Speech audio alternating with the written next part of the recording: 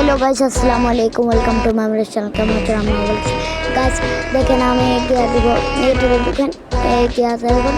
এখন ওইদিকে চার্জ দিছি এখন দিব টি টি টি গাইস এখন দিব টি